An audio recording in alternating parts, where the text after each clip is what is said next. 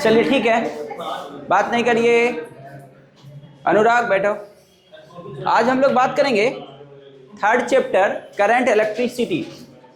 इससे पहले अभी तक हम लोगों ने क्या पढ़ा था? दो चैप्टर में चार्ज जब रेस्ट में था उसका स्टडी किए, है ना। चार्ज हमारा क्या था ना, चार्ज रेस्ट में था, तो रेस्ट में जब चार्ज था तो उसका स्टडी किया इलेक्ट्रोस्टैट में, है ना। जो चैप्टर में आपने इलेक्ट्रोस्टैट में पढ़ा, पोटेंशियल के बारे में पढ़ा या फील्ड वगैरह के बारे में जो भी। अभी क्या है ना, अभी चार्ज चला जाएगा मोशन में। चार्ज जाएगा बच्चों मोशन में। नाउ क्वेश्चन उठता है, चार्ज जब मोशन में जाएगा तो दो तरह का मोशन कर सकता है चार्ज। एक कांस्टेंट वेलोसिटी से मूव करेगा और एक वेरिएबल वेलोसिटी। मतलब जब चार्ज कांस्टेंट वेलोसिटी से मूव करेगा तो क्या होगा? जब वेलोसिटी कांस्टेंट होगा, है ना, कांस्टेंट वेलोसिटी, कांस्टेंट वेलोसिटी जब कांस्टेंट वेलोसिटी से मूव करेगा तो हम पढ़ेंगे इलेक्ट्रिक करंट। Electric current. और अगर चार्ज बच्चों एक्सेलरेशन में हो, है ना, मोशन में हो बट एक्सेलरेट करे, जब चार्ज एक्सेलरेट करेगा, है ना, एक्सेलरेशन में होगा तो इलेक्ट्रोमैग्नेटिज्म, है ना, आगे जाके हमें पढ़ना होता है, ठीक है। तो यहां पे हम लोग बात करेंगे इलेक्ट्रोमैग्नेटिक वेव्स बोलो ऐसे, है ना, इलेक्ट्रोमैग्नेटिक वेव के बारे में। तो वेव नेचर शो करने लगता है ना, इलेक्ट्रोमैग्नेटिक वेव के बारे में जो आगे पढ़ना है। तो अभी हम इसके बारे में बात नहीं करेंगे, अभी यहां बात करेंगे जब चार्ज मोशन में। तो चार्ज दो तरह का मोशन शो कर सकता है, एक कांस्टेंट वेलोसिटी से। तो कांस्टेंट वेलोसिटी से जब चार्ज मोशन में रहेगा तो हम बात करेंगे इलेक्ट्रिक करंट, जो हमें पढ़ना है इस चैप्टर में। फिर आगे आएगा इसी में, आगे, है ना, एक्सरसाइज हमें पढ़ना है इलेक्ट्रोमैग्नेटिक वेव। इलेक्ट्रोमैग्नेटिक वेव जब हम बात कर रहे होंगे उस समय चार्ज पार्टिकल एक्सेलरेट होता है। तो जब चार्ज पार्टिकल एक्सेलरेट होता है ना तो इलेक्ट्रोमैग्नेटिक वेव्स के बारे में हम लोग वहां डिस्कस करेंगे। तो आज का टॉपिक है हमारा चार्ज। तो रेस्ट में स्टडी कर लिए दो चैप्टर, है ना। चार्ज हमारा जब रेस्ट में था तो आपने दो चैप्टर अभी स्टडी किया। नाउ चार्ज को मोशन में कराएंगे, बट कैसा मोशन? कांस्टेंट वेलोसिटी से, ठीक है ना। तो हमारा जो थर्ड एक्सरसाइज है, जो थर्ड चैप्टर का नाम है करंट इलेक्ट्रिसिटी। नाउ आज तो कुछ बेसिक बातें करेंगे। करंट एक वर्ड है, करंट इलेक्ट्रिसिटी जो आप देख रहे हो ना, तो इसमें हमें पढ़ना है इलेक्ट्रिक करंट के बारे में। सबसे पहले हम लोग बात करते हैं इलेक्ट्रिक करंट। इलेक्ट्रिक करंट के बारे में बात करते हैं। नाउ ये इलेक्ट्रिक करंट क्या है इसको समझते हैं। तो सबसे पहले बात करते हैं करंट क्या है। करंट तो एक इंग्लिश वर्ड है ना। करंट का मीनिंग क्या होता है जानते हैं क्या? Directional flow. डायरेक्शनल फ्लो को करंट बोलते हैं। क्या बोलते हैं? करंट किसको बोलते हैं बच्चों? डायरेक्शनल फ्लो को। डायरेक्शनल फ्लो का क्या मतलब है सर? अभी बताते हैं। डायरेक्शनल फ्लो का मतलब अगर कोई एक डायरेक्शन में फ्लो करने लगे उसको करंट वर्ड दिया गया है इंग्लिश में, है ना। जैसे आप बरसात के मौसम में जब रिवर में पानी एक डायरेक्शन में फ्लो करता है ना, और अगर बहुत ज्यादा तेज होता है तो आप उसको बोलते हो वाटर करंट, बोलते हो ना, वाटर करंट बोलते हो, ठीक है। कि रिवर में बहुत ज्यादा करंट है, क्यों? क्योंकि पानी भी तो एक डायरेक्शन में फ्लो कर रहा है, तो उसको वाटर करंट बोलते हैं। सिमिलरली अगर हम बोलें कि किसी रॉड को गर्म कर रहे हैं तो इसमें टेम्परेचर इधर से उधर ये क्या होगा? ट्रांसमिट करेगा, है ना, तो इसको बोलेंगे टेम्परेचर करंट, है ना, ठीक है। जैसे यहाँ पे सारा स्टूडेंट एक ही डायरेक्शन में दौड़ने लगे तो डायरेक्शनल फ्लो को, कुछ भी डायरेक्ट एक डायरेक्शन में फ्लो करे उसको करंट वर्ड देते हैं, ठीक है ना। तो उसी कॉन्सेप्ट से यहाँ इलेक्ट्रिक करंट कैसे बना? हमें जब हम वायर लेते हैं, कोई कंडक्टिंग वायर ले लिया, है ना, जैसे ये कंडक्टिंग वायर है, तो कंडक्टिंग वायर है तो इसमें फ्री इलेक्ट्रॉन बहुत होगा, है ना। कंडक्टर का आप डिफिनेशन जानते हो। तो इसमें सारा इलेक्ट्रॉन अगर एक ही डायरेक्शन में फ्लो करने लगे तो कौन फ्लो कर रहा है? इलेक्ट्रॉन। इलेक्ट्रॉन वर्ड से क्या आया? इलेक्ट्रिक। और करंट तो डायरेक्शनल फ्लो को बोलते हैं। समझ में आ रहा है क्या? तो इलेक्ट्रिक करंट कैसे आया? इलेक्ट्रॉन के एक डायरेक्शन में फ्लो होने लगे। जबकि अगर ये कंडक्टिंग रॉड है और अगर यहाँ पे इसको बैटरी से ना जोड़ा जाए बच्चों, बैटरी से ना जोड़ा जाए तो क्या इसमें करंट है? नहीं। तो क्या इलेक्ट्रॉन क्या रेस्ट में रहता है? तो आंसर है नहीं, इलेक्ट्रॉन रेस्ट में नहीं होता है ना। अगर ये कंडक्टर है, लेट सपोज ये लोहे का है या कॉपर का है, है ना, कोई भी कंडक्टर का है, तो इसमें इलेक्ट्रॉन जिग जैग पाथ पे ऑलवेज रैंडम मोशन कर रहा होता है। मतलब क्या, अगर इसको पोटेंशियल डिफरेंस से ना जोड़ा जाए, मतलब किसी बैटरी से नहीं हम जोड़ें, तो क्या है ना, इलेक्ट्रॉन एक डायरेक्शन में थोड़े ना फ्लो कर रहा होगा, कभी इधर जा रहा होगा, फिर ये इलेक्ट्रॉन कभी इधर जा रहा होगा, कभी ये इलेक्ट्रॉन इधर चला गया होगा, फिर ये इलेक्ट्रॉन इधर चला गया होगा, फिर ये इलेक्ट्रॉन कुछ इधर चला गया होगा, है ना। ये रैंडम मोशन, आपको नहीं पता, इवन किसी को भी नहीं पता, इलेक्ट्रॉन इधर चला गया होगा, इलेक्ट्रॉन इधर चला गया होगा, फिर इलेक्ट्रॉन इधर आ गया होगा, रैंडम जिग जैग पाथ पे मोशन कर रहा होता है। तो इलेक्ट्रॉन तो मोशन कर रहा है ना। और करंट का ऐसे बेसिक डिफिनेशन क्लास 10 से पढ़ के आए हैं। करंट किसको बोलते हैं, the rate of flow of charge को। तो चार्ज क्या है, इलेक्ट्रॉन ही तो चार्ज है, इलेक्ट्रॉन ही ना चार्ज है। चार्ज के बारे में स्टडी कर चुके हैं पहले एक्सरसाइज में, तो इलेक्ट्रॉन ही तो चार्ज है। तो इलेक्ट्रॉन तो फ्लो कर रहा है सर, है ना, इसमें तो रैंडम मोशन कर ही रहा है, तो करंट क्यों नहीं लगता। एक रॉड है, उसको छू लें तो मार देना चाहिए, है ना, झटका लग जाना चाहिए, तो करंट लग जाना चाहिए, बट लगता नहीं है। जैसे इसी स्टैंड की बात करें, एल्युमिनियम का है, छूते हैं, कहाँ करंट लगा, समझ गए क्या। करंट क्यों नहीं लग रहा है, क्योंकि ये जो रैंडम मोशन कर रहा है ना, इसका नेट वेलोसिटी 0 है। क्या मतलब सर, नेट वेलोसिटी का मतलब कोई इलेक्ट्रॉन किसी वक्त अगर इधर जा रहा है, तो इधर जा रहा है, तो उसके कारण जो इस डायरेक्शन में अगर इलेक्ट्रॉन इधर जाएगा तो करंट इधर जनरेट होगा, है ना। करंट का भी क्लास 10th में आप पढ़े हो कि करंट का डायरेक्शन कन्वेंशनल है। कन्वेंशनल है का मतलब जब करंट का डिस्कवरी हुआ था, उस वक्त तक इलेक्ट्रॉन का डिस्कवरी ये नहीं हुआ था, इलेक्ट्रॉन का डिस्कवरी नहीं हुआ था। तो जब इलेक्ट्रॉन का डिस्कवरी हुआ तो पता चला रहे ये जो इलेक्ट्रॉन जिसके बारे में पढ़ रहे हैं, जो मोशन कर रहा है ना, वो तो निगेटिव कैरेक्टर का है। तो निगेटिव कैरेक्टर है, उसको पॉजिटिव मान के इलेक्ट्रिसिटी का ये हो चुका था डिस्कवरी कि हाँ चार्ज फ्लो करता है जिस डायरेक्शन में, उसको हम बोलते हैं करंट, चार्ज के फ्लो के डायरेक्शन। तो चार्ज कैसा, पॉजिटिव चार्ज मान लिया गया था। अब पॉजिटिव वो निगेटिव निकल गया, तो अपोजिट हो गया ना, कि इलेक्ट्रॉन चल रहा है बच्चों अगर इधर, तो करंट चल रहा होगा अपोजिट। तो मैं ये कह रहा हूं कि अगर एक इलेक्ट्रॉन इधर चल रहा है, तो अगर करंट इधर बना, तो कोई इलेक्ट्रॉन उसी वक्त, क्योंकि इसमें तो ये ओशन ऑफ इलेक्ट्रॉन है ना, कोई भी कंडक्टर में 1-2 इलेक्ट्रॉन नहीं है, इलेक्ट्रॉन का क्या है, समुद्र है, बहुत सारा इलेक्ट्रॉन है।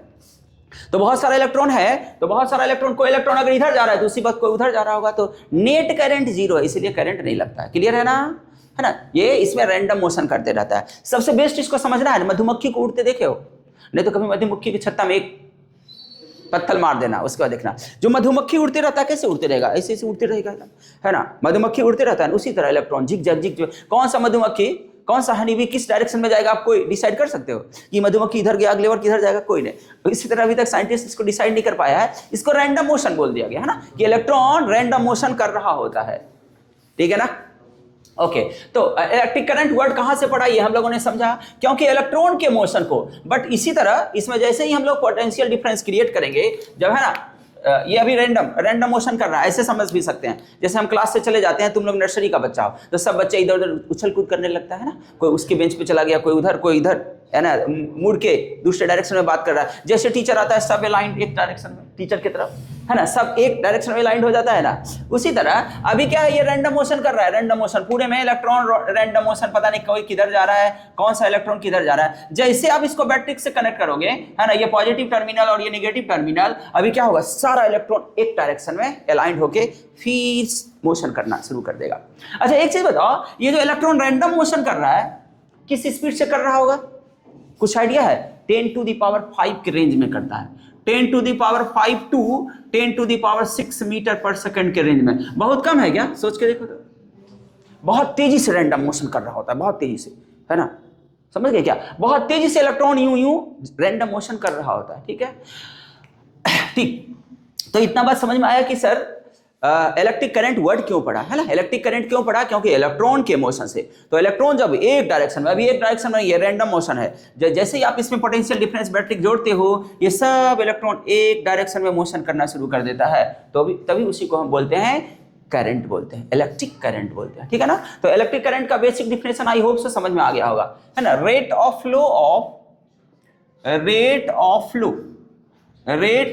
Of charge, rate of flow of charge is called electric, है ना, इलेक्ट्रिक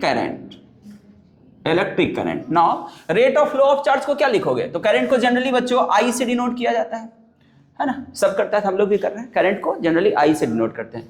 तो rate of flow of charge के फ्लो, तो क्या लिखेंगे, delta Q, by delta T, है ना।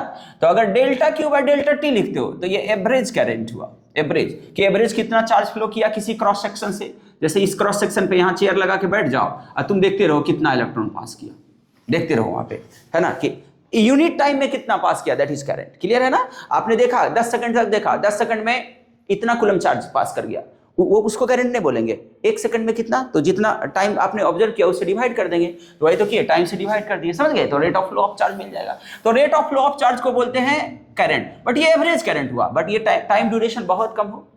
तो आप अरे पढ़ चुके हो 9th में, एवरेज वेलोसिटी और इंस्टेंटेनियस वेलोसिटी। तो ये इंस्टेंटेनियस करंट बोल देंगे, है ना, आई इंस्टेंटेनियस। आई इंस्टेंटेनियस कब बोल देंगे, जब डेल्टा टी टेंस टू 0 हो, तो यही D Q by delta T क्या बन जाएगा, ये delta Q by delta T क्या बन जाएगा, D Q by D T. तो D Q by D T को बोलेंगे इंस्टेंटेनियस, है ना, छोटे ड्यूरेशन में, है ना, कितना rate of flow of charge है, दैट इज इंस्टेंटेनियस। तो करंट समझ में आया होगा ना। इलेक्ट्रिक करंट क्या है, किसी कंडक्टर के थ्रू, है ना, पर यूनिट टाइम में कितना चार्ज फ्लो करता है, दैट इज कॉल्ड करंट। ठीक है, ये सब बेसिक बातें हैं जो आप लोअर क्लासेस में भी पढ़ चुके थे। ठीक है, ओके। अब अगर इसकी बात करें, एसआई यूनिट की बात करें कि एसआई यूनिट क्या होगा सर, तो करंट का एसआई यूनिट क्या हो जाएगा, एम्पियर, है ना। एम्पियर कहते हैं किसको है, तो यहाँ चार्ज का यूनिट क्या होता है, एम्पियर बोलते हैं बाबू। तो एम्पियर कहा किसको जाता है ना, एम्पियर, एम्पियर, जिसको जनरली कैपिटल ए से डिनोट किया जाता है। तो एम्पियर क्या हो जाएगा, आप देख सकते हो, चार्ज का क्या होता है, coulomb by second, coulomb per second को, है ना, इसको ऐसे भी लिख सकते हैं, और you can write coulomb per second को एम्पियर बोलते हैं, है ना, कूलम पर सेकेंड को एम्पियर बोलते हैं। आ जाइए, हम तो सोचे नहीं आ रहे हैं, पापा है ना ऑफिस तो। ठीक है, तो इंस्टेंटेनियस करंट और एवरेज करंट पे एक एग्जांपल क्वेश्चन करो, है ना, क्लियर हो जाएगा फंडा। जैसे बच्चों हमारे पास क्वेश्चन है, if Q is equal to t square plus 4t plus 5, fine, question है बच्चों, fine I instantaneous at t is equal to 3 seconds, I average from 0 to 2 second. Calculate करिए इसको, है ना, ये दिया हुआ है, क्यू वेरी कर रहा है टाइम के साथ ऐसा, क्यू चार्ज वेरी कर रहा है टाइम के साथ ऐसा। तो you have to find instantaneous at t equal to 3 second पे and average current from 0 to 2 second. Try करिए इस क्वेश्चन को, ट्राई करेंगे बच्चों, ठीक है ना। इसका सॉल्यूशन देखते हैं कि कैसे बनाएंगे। नाउ आपको क्या निकालने बोला, इंस्टेंटेनियस, ब्लैक बोर्ड पे लिखा हुआ है इंस्टेंटेनियस का फॉर्मूला dq बटे dt। तो q दिया हुआ है तो इसको डिफरेंशिएट कर दो ना, तो निकालो dq बाई dt। तो डिफरेंशिएशन किस दिन के लिए सीखे थे, इसका डिफरेंशिएशन करेंगे, तो q का डिफरेंशिएशन टाइम के रिस्पेक्ट में, तो हो जाएगा बच्चों d बाई dt, और पूरा है आपके पास t square plus 4t plus 5, इसका डिफरेंशिएशन करिएगा तो t स्क्वायर का t के रिस्पेक्ट में कितना 2t प्लस 4t का कितना 4 प्लस 5 का कितना 0। तो कितने पे कर रहा है, therefore dq by dt at time कितना 3 सेकंड पे, तो टाइम को 3 रख दो, तो 2 इंटू 3 प्लस 4, 3 2 जा 6 प्लस 4 10 एम्पियर। करेक्ट आंसर है, जिसका भी 10 एम्पियर आया करेक्ट आंसर, वेरी गुड। चलिए एवरेज निकालते हैं बाबू, एवरेज निकाल लेते हैं। ए डोंट टॉक, यहां देखो ना, एवरेज कैसे निकालेंगे।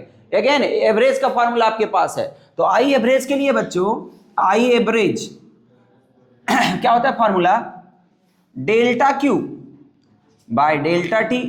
अरे डेल्टा क्यू का मतलब क्या समझते हो, किस समय से किस समय बोलता है, जब t इज इक्वल टू 0 से t is equal to 2 second. अरे तो फाइनल चार्ज मतलब q जब टाइम 2 सेकंड पे था, माइनस Q चार्ज जब इनिशियली 0 सेकंड पे था, समझ पा रहे हो, T is equal to 0 second divided by final time 2 था माइनस इनिशियल टाइम 0 था, final time 2 initial time 0। Now charge रख दो ना T इज इक्वल टू 2 पे, तो 2 रखिएगा तो 2 का स्क्वायर हमारे पास आएगा 2 का स्क्वायर प्लस 4 इंटू 2 प्लस 5, ये हो गया फाइनल चार्ज, माइनस इनिशियल हो जाएगा 0 का square plus 4 into 0 plus 5 whole divided by 2। तो हमारे पास आंसर क्या हो जाएगा आई एवरेज का 4, यहां हो जाएगा 4 और यहां 8 और 4 12, 12 5 17 minus 5, 17 minus 5 whole divided by 2। 17 में 5 घटाओ ना रे, 12, 12 बाई 2 बोले तो 6 ampere is correct answer I average. अरे ठीक है, ओके नोट कर लीजिए, अप्रोच समझ में आया ना। ओके नाउ नेक्स्ट टॉपिक हम लोग डिस्कस करेंगे बच्चों, ड्रिफ्ट वेलोसिटी। ठीक है ना, ये ड्रिफ्ट वेलोसिटी क्लास 10 तक आप नहीं पढ़े होंगे। ड्रिफ्ट वेलोसिटी क्या है तो जरा इसको समझते हैं।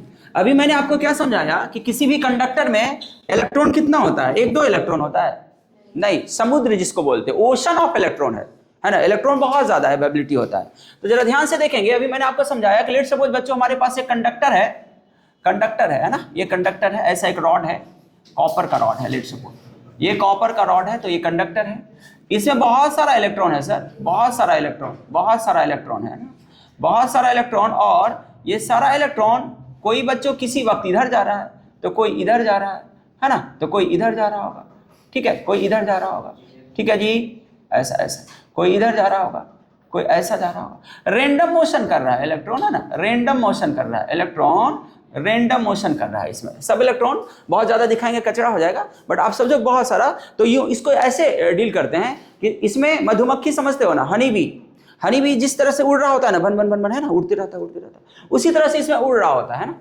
ड्रिफ्ट वेलोसिटी का कॉन्सेप्ट क्या है, ड्रिफ्ट वेलोसिटी कहते किसको है, तो अभी तो इसको किसी बैट्रिक से, मतलब किसी पोटेंशियल डिफरेंस से कनेक्ट किए नहीं है।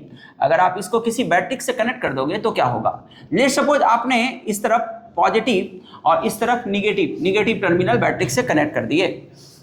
जैसे ही आप इसको पॉजिटिव दोगे यहाँ पे, तो इलेक्ट्रॉन को पॉजिटिव चार्ज क्या करेगा, अपने तरफ अट्रैक्ट करने लगेगा, है ना, या यूं कहें पॉजिटिव से निगेटिव की तरफ एक इलेक्ट्रिक फील्ड सेटअप हो जाएगा, पॉजिटिव से इलेक्ट्रिक फील्ड की तरफ एक इलेक्ट्रिक फील्ड सेटअप हो जाएगा, इलेक्ट्रिक फील्ड सेटअप होगा, और इस फील्ड में तो इलेक्ट्रॉन पे F बराबर QE एक फार्मूला फोर्स लगता है, कितना फोर्स लगने लगेगा, F बराबर Q इंटू E, कितना फोर्स लगता है बच्चों, अगर इलेक्ट्रॉन हो तो उस पे F बराबर Q इंटू E, है ना, इतना फोर्स लगेगा, तो ये फोर्स एक्सपीरियंस होने लगेगा। अभी क्या हुआ, बात को समझिए, पहले प्रैक्टिकल एग्जांपल से समझो कि यहाँ पे अभी हवा शांत है ना, कोई हवा नहीं है, मतलब कोई प्रेशर का डिफरेंस नहीं है ना, उससे हम रिलेट कर रहे हैं इसको, कोई प्रेशर डिफरेंस नहीं है, और यहाँ पे एक हनी बी का वो था, उसमें ये मार दिए, पत्थर मार दिए, मधुमक्खी उड़ रहा है, यहाँ पे मधुमक्खी पूरा उड़ रहा है, ऐसे ऐसे मधुमक्खी उड़ रहा है ना, उड़ते जा रहा है। अभी क्या हुआ, हवा का झोंका आया, तो क्या होगा, वो उड़ते उड़ते ऐसे शिफ्ट होगा, क्या उड़ते उड़ते देखो शिफ्ट होने लगा, फिर से देखो, अभी मधुमक्खी ऐसे ऐसे उड़ रहा था बहुत यहाँ पे,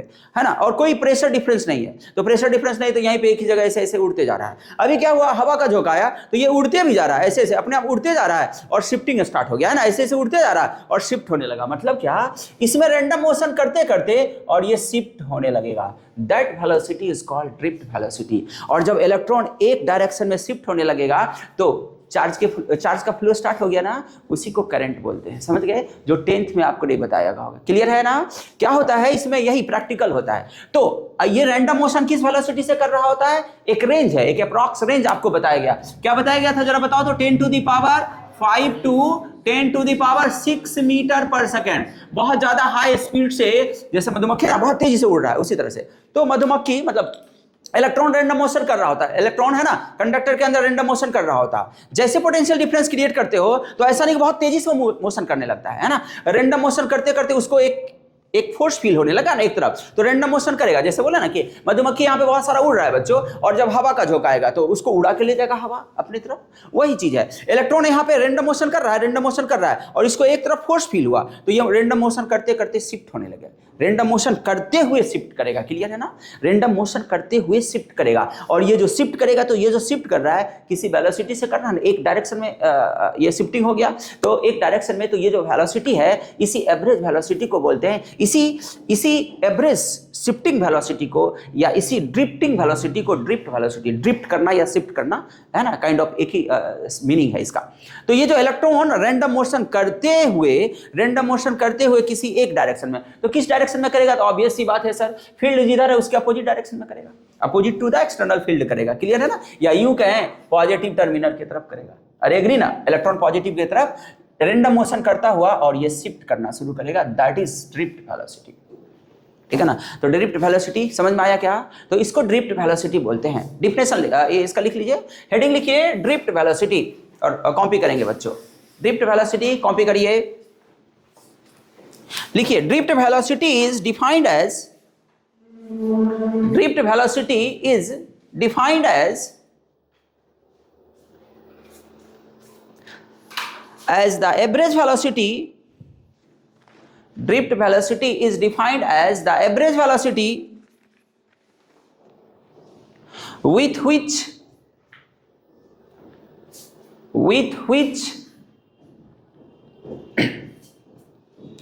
the free electrons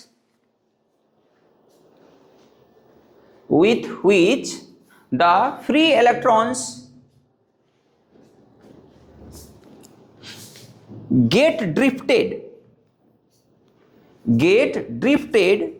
towards the positive end, get drifted towards the positive end of the conductor, end, end, positive किनारा की तरफ, positive end of the conductor under the influence of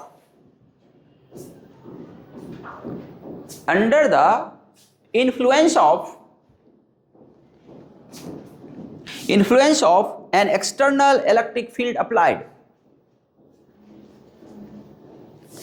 influence of an external electric field applied, external electric field applied,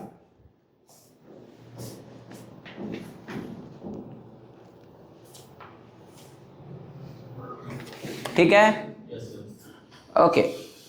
और ये diagram बना लीजिएगा, but उससे पहले जरा समझते हैं, 2 मिनट रुक जाइए, जरा ध्यान से देखो। एक्सटर्नल फील्ड अप्लाई करते हैं तो क्या होता है ना, ये एक तरफ शिफ्ट करने लगता है, तो ये जो एवरेज वेलोसिटी उसी को ड्रिफ्ट वेलोसिटी कहते हैं, क्लियर है ना। ड्रिफ्ट वेलोसिटी को अभी हम लोग निकालेंगे, डेराइव करेंगे कि क्या होता है। जरा एक बात समझो, तो इसको किसी बैटरी से ना कनेक्ट करके, है ना, इस कंडक्टर को ध्यान से देखेंगे, इस कंडक्टर को एक्सटर्नल इलेक्ट्रिक फील्ड में रख दिए, एक्सटर्नल इलेक्ट्रिक फील्ड में रखे। एक्सटर्नल इलेक्ट्रिक मतलब इस कमरे में मान लो, जैसे समझाए थे ना, इस कमरे में उस वॉल से इस वॉल की तरफ फील्ड है पूरे कमरे में, है ना। इमेजिन कर लीजिए इलेक्ट्रिक फील्ड का डायरेक्शन किधर से किधर है, उस वॉल से इस वॉल की तरफ इलेक्ट्रिक फील्ड है। और क्या किया, इस रॉड को रख दिए, इस कंडक्टर को जैसे रखेंगे तो क्या है, इस रॉड में ओशन ऑफ इलेक्ट्रॉन है, ओशन ऑफ इलेक्ट्रॉन है, ये इसको फील्ड में रखे, इलेक्ट्रिक फील्ड में, एक्सटर्नल इलेक्ट्रिक फील्ड, यहाँ फील्ड है उस डायरेक्शन में। जब फील्ड उस डायरेक्शन में है तो क्या होगा बच्चों, एनीवन पूरे क्लास में बता सकते हो, इसके साथ क्या होगा, क्या इसमें करंट फ्लो हो जाएगा, नो, तो क्या होगा, चार्ज का सेपरेशन हो जाएगा। जैसे इसको रखिएगा तो कुछ इलेक्ट्रॉन इस तरफ, है ना, फील्ड इस डायरेक्शन में है तो अपोजिट, मतलब इस एंड पे पॉजिटिव चार्ज और इस एंड पे नेगेटिव चार्ज एक्यूमुलेट हो जाएगा, जमा हो जाएगा। एग्री, अरे एग्री करते हो क्या। जैसे इसको लाओगे, लाने के बाद इतना होने में बहुत ज्यादा समय नहीं लगता, कितना समय लगेगा, फ्रैक्शन ऑफ सेकंड में। जैसे लाने की फील्ड में सेपरेशन हो जाएगा। मतलब क्या होगा बच्चों, मैं ये कहना चाह रहा हूं, जैसे आप लाइएगा एक्सटर्नल फील्ड में, अभी इसको कनेक्टिंग वायर से कनेक्ट नहीं किए हैं, मतलब किसी बैटरी से कनेक्ट नहीं किए हैं, क्या किए हैं, केवल एक्सटर्नल इलेक्ट्रिक फील्ड में कंडक्टर को रखा गया है। जैसे कंडक्टर को रखेंगे तो क्या होगा ना, इस तरफ, है ना, इस तरफ निगेटिव चार्ज, है ना, क्योंकि इलेक्ट्रॉन को इस तरफ फोर्स लगेगा तो यहां पे निगेटिव चार्ज एक्यूमुलेट हो जाएगा, क्लियर है। और इधर कौन सा चार्ज हो जाएगा, पॉजिटिव चार्ज।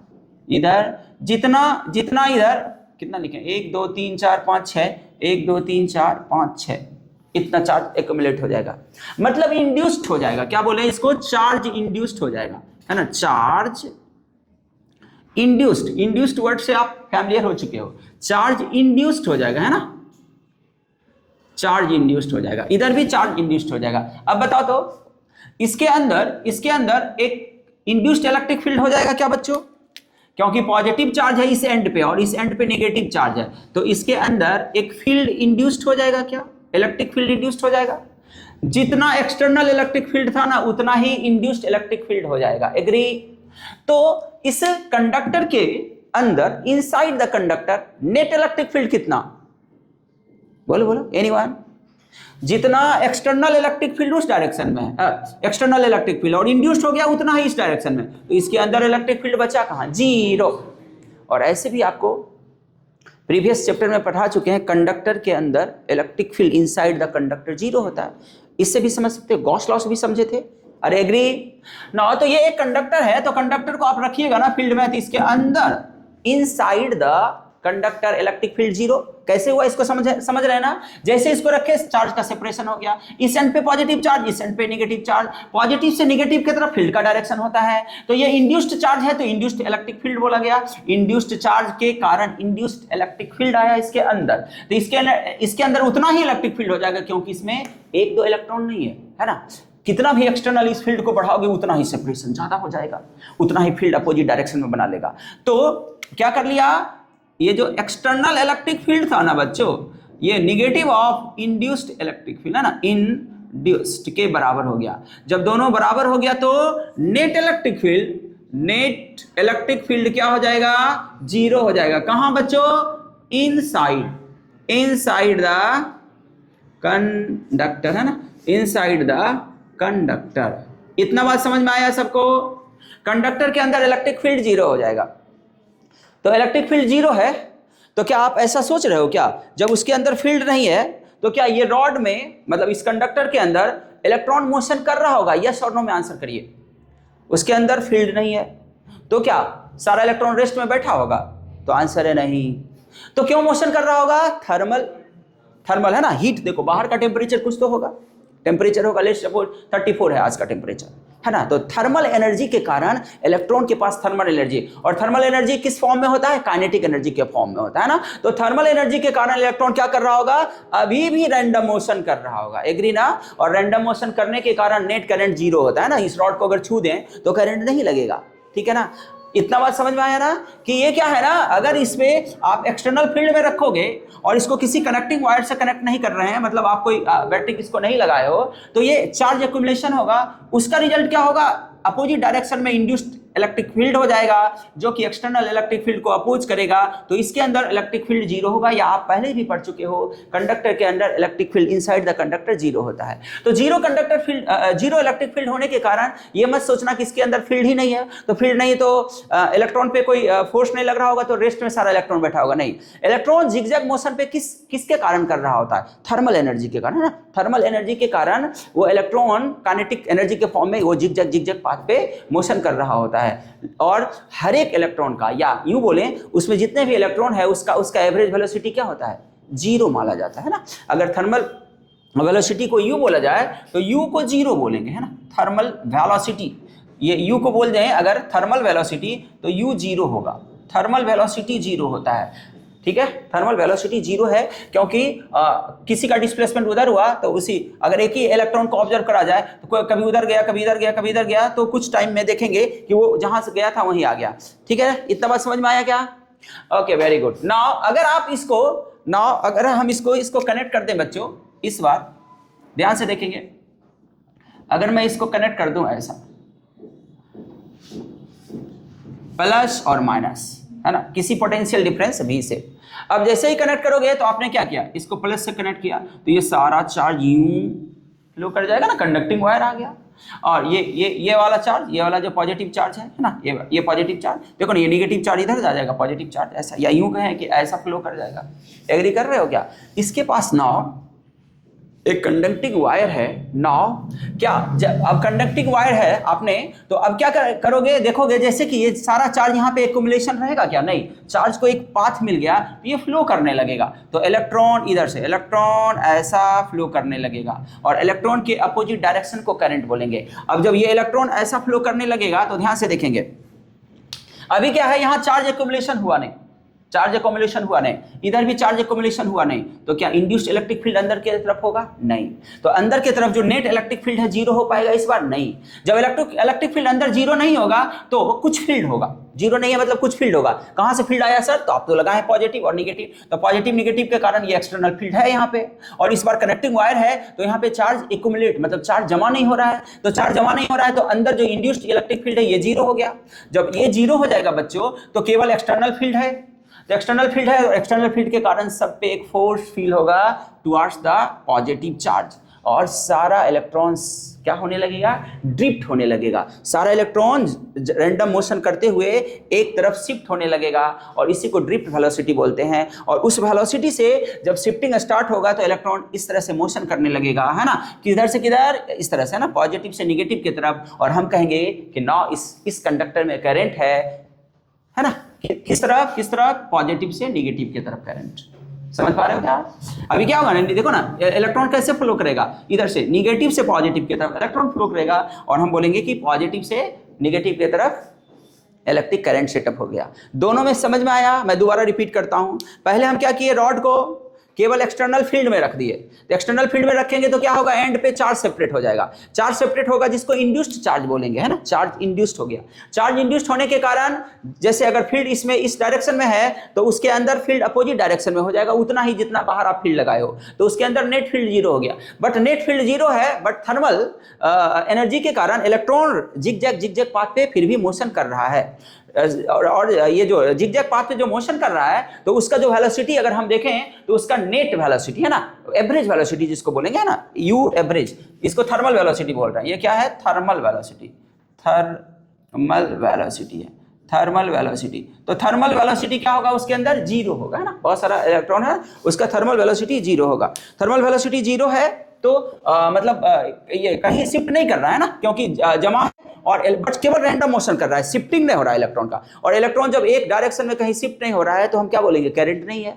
जैसे आप उसको कंडक्टिंग वायर से कनेक्ट करोगे या यूं कहें बैटरी से कनेक्ट करेंगे, तो बैटरी से कनेक्ट करेंगे तो अब यहाँ चार्ज का एक्युमुलेशन नहीं होगा, क्योंकि कंडक्टिंग वायर है, या यूं कहें या पॉजिटिव चार्ज इलेक्ट्रॉन को खींच रहा होगा, जैसे समझना हो वैसे समझिए। तो ये इलेक्ट्रॉन इस तरह से मोशन करना शुरू करेगा, इस डायरेक्शन में, इस डायरेक्शन में इलेक्ट्रॉन मोशन करने लगेगा, तो बोलेंगे इसके अपोजिट डायरेक्शन में, है ना, इलेक्ट्रॉन के फ्लो के अपोजिट डायरेक्शन में ना करंट का डायरेक्शन होता है, जिसको क्लास 10 में आपको कन्वेंशनल डायरेक्शन बताया गया होगा करंट का, ठीक है ना। तो अब इसमें करंट आ गया, क्यों आया करंट? क्योंकि यहाँ पे एक्युमुलेशन हुआ नहीं, तो इसके अंदर कुछ फील्ड रह गया। इस बार फील्ड इस बार जीरो नहीं हुआ, और जब फील्ड जीरो नहीं हुआ तो फील्ड के कारण सारे इलेक्ट्रॉन पे एक फोर्स फील होने लगा, और सारा इलेक्ट्रॉन जिगजैग पाथ पे मोशन करता हुआ फोर्स के कारण एक तरफ शिफ्टिंग स्टार्ट हो गया। और जब सारा इलेक्ट्रॉन एक तरफ शिफ्ट करने लगा तो फ्लो ऑफ चार्ज बोल देंगे इसको, है ना, कि चार्ज का फ्लो होने लगा कंडक्टर के अंदर, तो इसके अंदर करंट आ गया ना।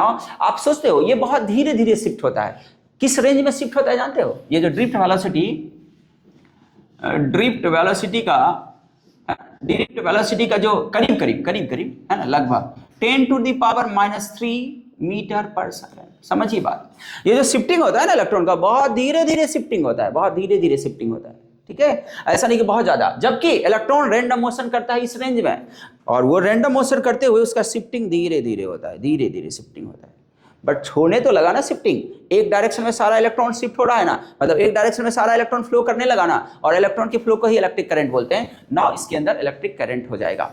इतना बात समझ में आया? ओके, ठीक है।